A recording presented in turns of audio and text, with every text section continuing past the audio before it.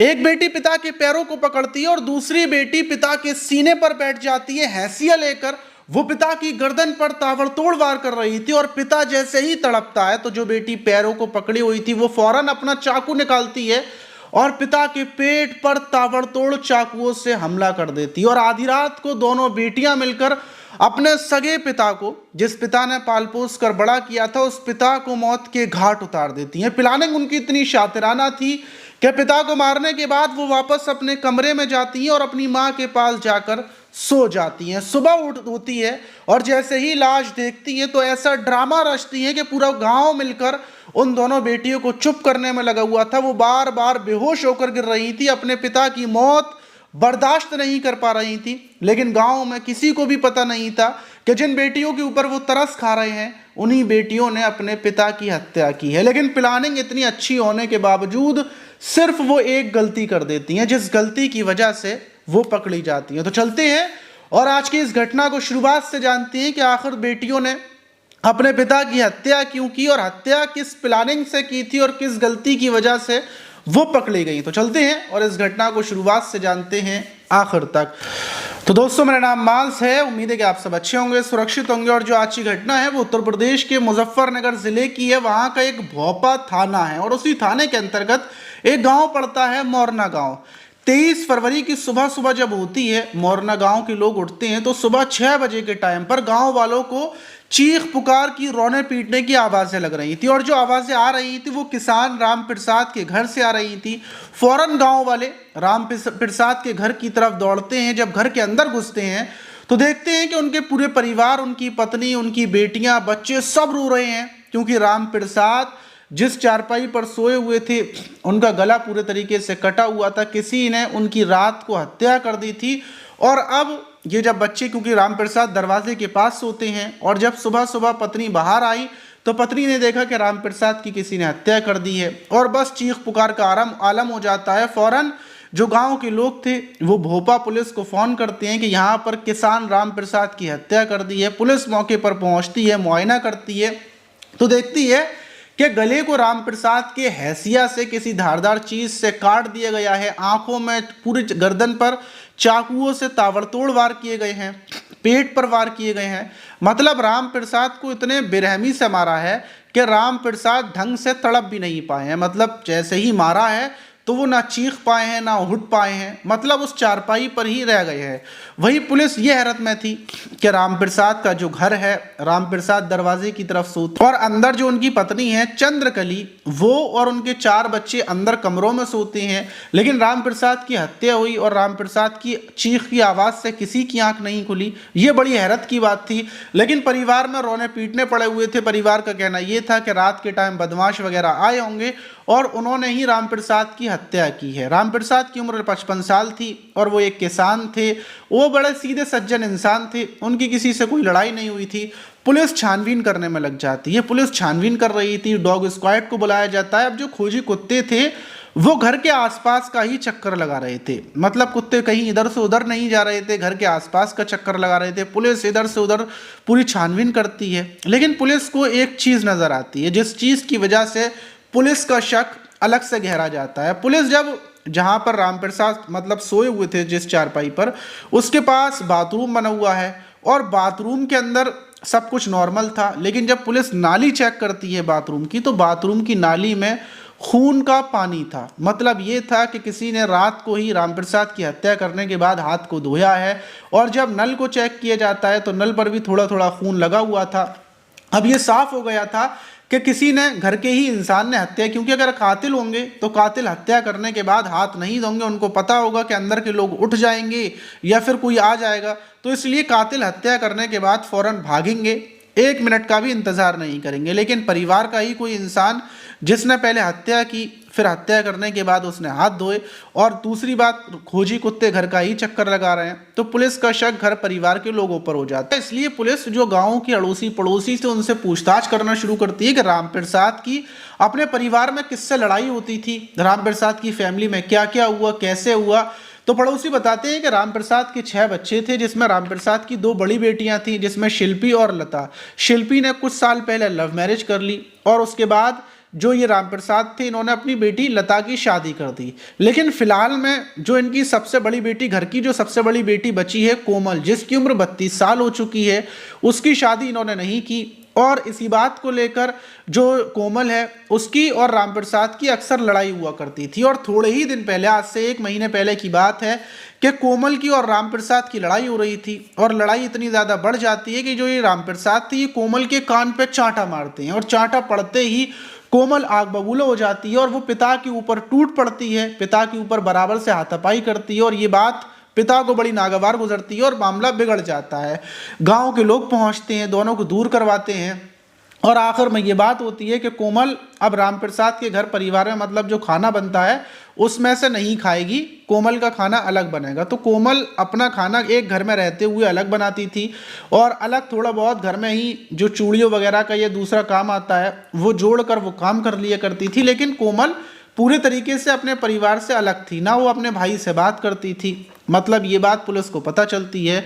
Police पूरे परिवार को थाने में बुलाती है कि हमें थोड़ी सी पूछताछ करनी है। अभी 2 घंटे ठीक से गुजरे नहीं थे। वहीं रामप्रसाद की पत्नी चंद्रकली, कोमल, छोटी बेटी 16 साल की नेहा और बेटा अमित और एक बेटा और है, ये चारों पांचों मिलकर थाने में पहुंचते हैं। पुलिस इनसे अलग अलग ले जाकर पूछताछ करती है।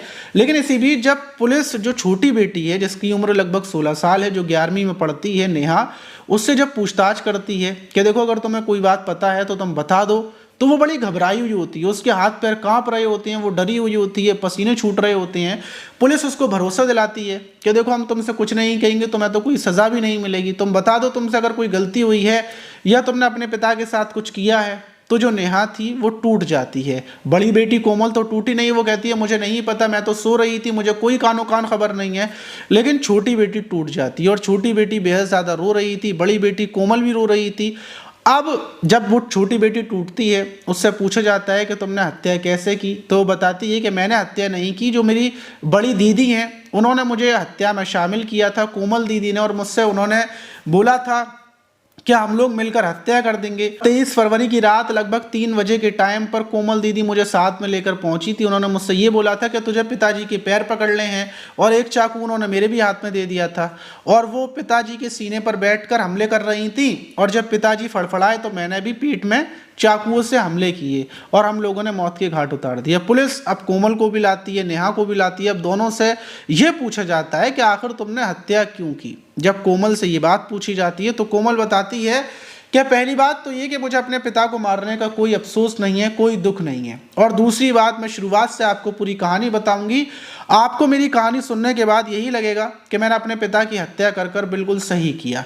कोमल बताती है कि जब मेरी बड़ी बहन ने लव मैरिज कर ली तो उसके बाद पिता ने एक बहन की शादी खुद कर दी। लेकिन जब मेरी शादी का नंबर आया तो मेरे पिता ने ये बोल दिया कि तू सुंदर नहीं है, तेरे लिए कोई रिश्ता नहीं आता, तूने पैदा होकर गलती कर दी, काश मेरा कोई लड़का होता। पिता की नज़रों में बेटा ऊपर हैं और लड़कियां नीचे हैं, मतलब बेटा बेटी में वो फ़र्क करते हैं।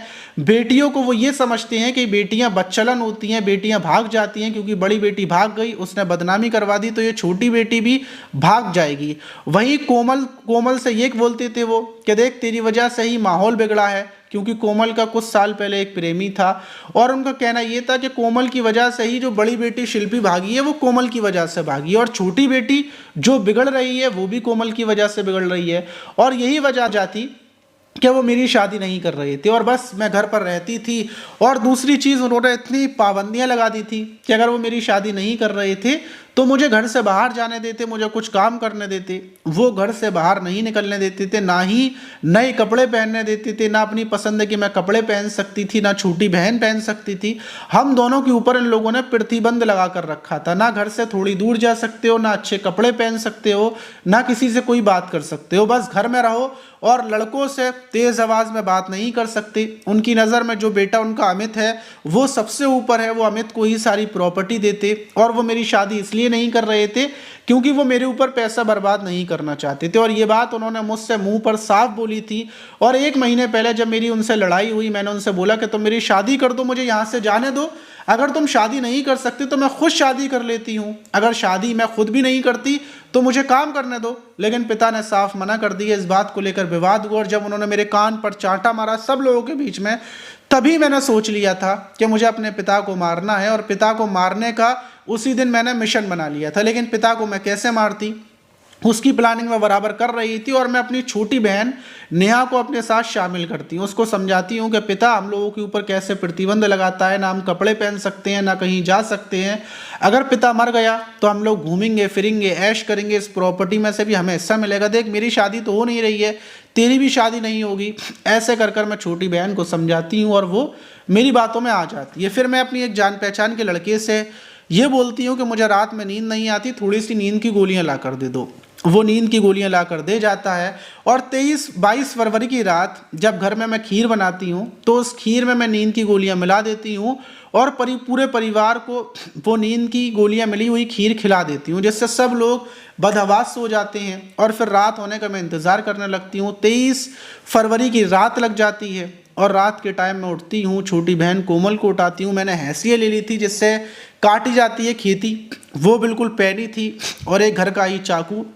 इन दोनों को लेकर मैं अपने पिता के पास पहुंचती हूँ। छोटी बहन से बोल देती हूँ कि वो पैर पकड़ ले। वो जैसे ही पैर पकड़ती है मैं फ़ौरन पिता के सीने पर बैठ जाती हूँ और जो हैसिया थी उससे गर्दन को काट डालती हूँ और फिर चाकुओं से सीने में गोदती हूँ कि पिता बचने ना पाए।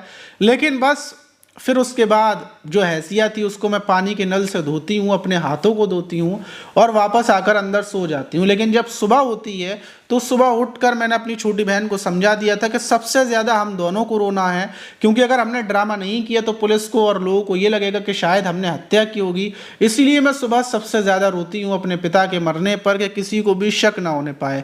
लेकिन आपने पता नहीं कैसे पकड़ लिया मुझे। वहीं पुलिस बताती है कि हमने तुम्हें इसलिए पकड़ लिया कि जो घर की नाली में तुमने हाथ धोए थे, खून के सने हुए हाथ, तो उससे हमारा शक गहरा गया था कि ज़रूर घर का ही कोई इंसान कातिल है, वरना बाहर का अपराधी कभी भी हाथ नहीं धोता। और जब वहीं जो छोटी वाली लड़की है, क्योंकि उसको तो नाबालिग है इसलिए उसको बालगिरह नोएडा के अंदर भेज दिया गया है, और जो बड़ी बहन कोमल है उसको जेल भेज दिया गया है। और बड़ी बहन का कहना यह है कि मुझे कोई अफसोस नहीं है, क्योंकि पिता बहुत बुरी गंदी आदत का था, उसके रहते मैं वैसे भी नहीं जी पाती। जेल जैसा मेरा घर था, मैं सुकून से जेल में रहूँगी।